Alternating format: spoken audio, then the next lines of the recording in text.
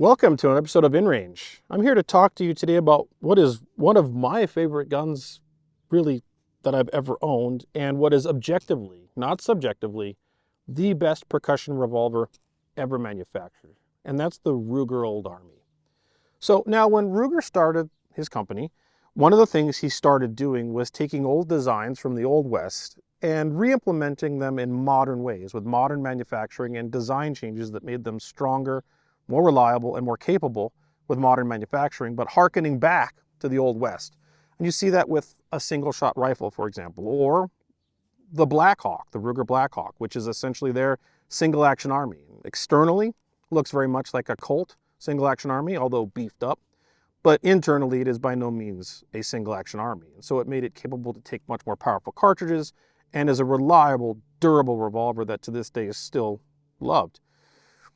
But Ruger wanted to continue doing that, and so he decided to manufacture a percussion revolver. So if you think about this, in 1872, or right around then, is when Colt stopped manufacturing the venerable 1860 Colt percussion revolver, the most popular percussion revolver of its day, because they were moving to the future with the 1872 open top and the 1873 single action army, and that was all cartridges. And so, except for some really weird oddball examples, from 1872 to 1972, the Ruger Old Army, there was no one mass producing a modern, newly designed percussion revolver. So 100 years later, boom, Ruger drops the Ruger Old Army, and he knocked it out of the park. So initially, the original Ruger Old Army looked a lot like a Blackhawk, but percussion. It was blued with adjustable sights, very much like this gun here, 7.5 inches in barrel length, but blued versus stainless. But then in 1982, they released this model you see right here, which is adjustable sights, 7.5-inch barrel, but stainless. That said, we started seeing the rise in popularity of cowboy action shooting, SAS, the Single Action Shooting Society, and one of the divisions in SAS is called Frontiersman. Now, I don't know exactly what year Frontiersman was implemented within SAS, but there was a desire in the cowboy action shooting community to shoot percussion revolvers. And Frontiersman is now, in SAS at least, the division you use if you wish to shoot percussion revolvers. And it has to be a muzzle-loading percussion gun. And you know, 1860 Colts, Remington New Armies, all that stuff. But Bill Ruger and the company decided to tip their hat to the cowboy action shooting community and then made this variant you see right here, 7.5-inch barrel, the big difference being fixed sights, which of course harken back to the Old West and the original guns from the U.S. Civil War. And then they even doubled down on their offerings to the cowboy action shooting community in 2002 with this model right here, which is the 5.5-inch barrel fixed sights. And now all of these were able to be acquired in blued, or as in a blued finish. I personally really like the stainless finish, and I think they look incredible, and they look like they harken back to the nickeled guns of the Old West. So these guns became really, there are people that shoot other percussion revolvers in cowboy action shooting, but it is well known that if you want to do very well in Frontiersman and you want to succeed to the best of your abilities without any mechanical disadvantages, the Ruger Old Army is the way to go. And so what's interesting about this is while this looks like, right, I mean, if you were to take this and put a picture and put it back in time and squint a little bit, either one of these guns, not the one with the adjustable sights, but either one of these would fit right alongside on the table with any Civil War original or reproduction percussion revolver. But the truth is, internally, they share almost no similarities whatsoever. The biggest differentials here are, of course, the metallurgy. These are incredibly strong.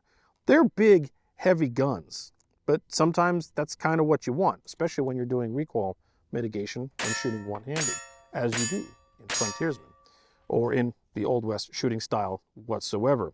And there are no leaf springs in these guns. These are all coil springs, modern coil springs, which means that dreaded handspring break or one of your leaf springs breaking while you're firing the gun, which does happen with old percussion revolvers quite a bit, including actually cartridge guns. My Colt single action army I was shooting just 2 days ago broke its handspring over time and use. These coil springs will last kind of into perpetuity, and these guns will last kind of into perpetuity.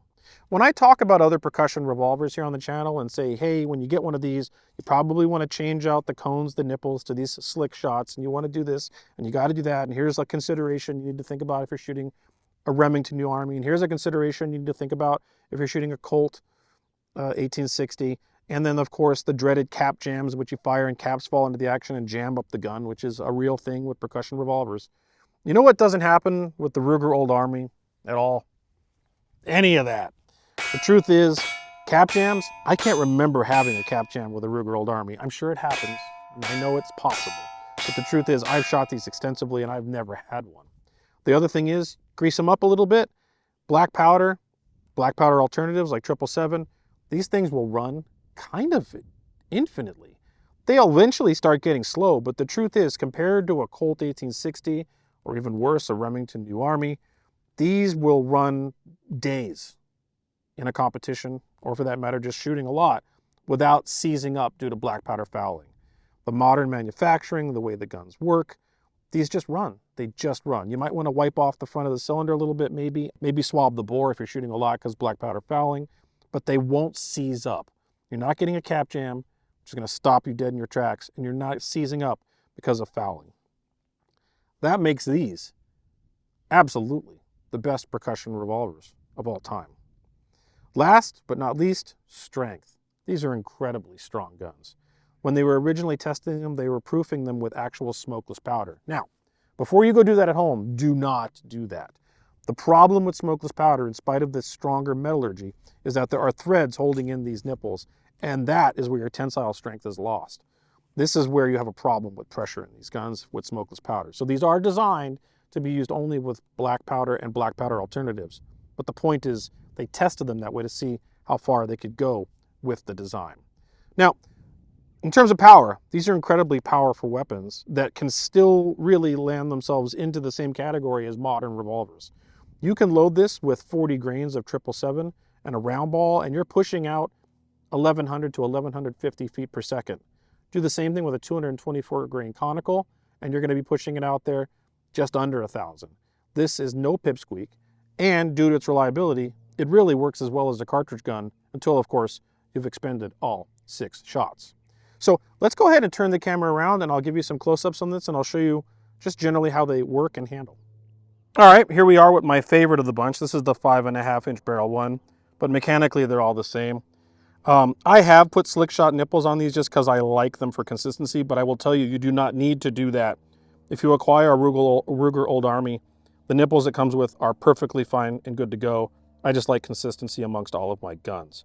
So this works on the outside just like any other percussion revolver. You would put it at half cock, set it like this, pour in your powder charge, put a bullet, projectile, turn it to align it with the loading rod, which, by the way, it is beveled and easy to load any kind of conical, whatever conical you wish to use.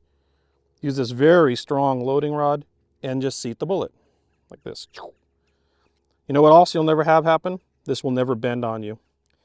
I have bent loading rods on reproduction Civil War era percussion revolvers. That will not happen with this. Seat the bullet, rinse and repeat, of course, for 5 more until you have all 6.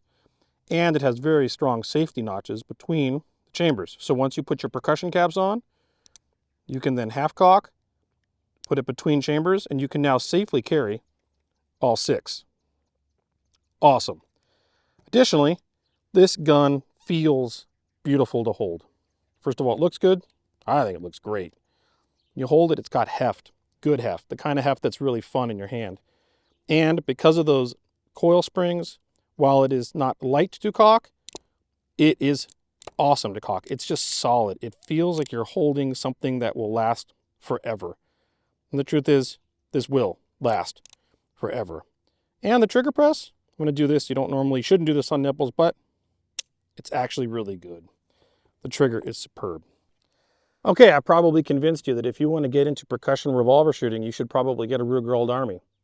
Here's the bad news. They stopped making them in 2008. Yeah, they did. According to Ruger, the market demand wasn't there. They weren't selling them, so they just sort of took it off the assembly line and stopped making them. However, the demand is still there. Maybe not for newly manufactured, but definitely for the Ruger Old Army. If If you go to Gunbroker and look up Ruger Old Army, you'll find these going for pretty good money now. They're not cheap to find and buy. The easiest, cheapest one to find is the original blued 7.5-inch adjustable sight, then stainless 7.5-inch adjustable sight. Then the next most difficult, the almost most difficult one to get is the 7.5-inch stainless fixed sight, and the hardest one to find is the 5.5-inch stainless fixed sights. But man, if you want a percussion revolver and you want one that you can just shoot and not deal with any of the problems that we talk about with percussion revolvers, you cannot go wrong with a Ruger Old Army, and it will serve you for a lifetime, probably more than one. Hand it off to your kids kind of stuff. Well, I wish I could tell you could go pick one up today, and it makes me sad that they stopped manufacturing these, but I guess that's just how things work. But someday, if you get a chance, shoot one of these. They're just a work of art. They really are. When you cock that gun and fire it, it feels like I don't know, the machine spirit's right with the Ruger Old Army. I hope you enjoyed this video and these kind of topics that we talk about here. I love these types of guns, and I love percussion revolvers, and I love cowboy action shooting. In fact, maybe I'll shoot this in Deadeye at one of my brutality matches. Deadeye is a division that we're adding to brutality matches that are for cowboy guns in particular. Love to have you there. You can find those at brutalitymatches.org. But most importantly, if you like this sort of content, please consider supporting us at Patreon. InRange is a crowdsourced funded project from viewers like you. We avoid the ridiculous, we avoid the zombies and the explosions, and we talk about the guns because we love them and want to build a community around people that love to use them responsibly and intelligently and support gun rights for all, everyone, any walk of life, which is another message that isn't as common as it should be. So if you like that idea, find us at patreon.com/InRangeTV. Maybe we'll see you at one of our brutality matches, and hopefully you will get to enjoy shooting a Ruger Old Army someday because they really are a treat. Thanks for watching.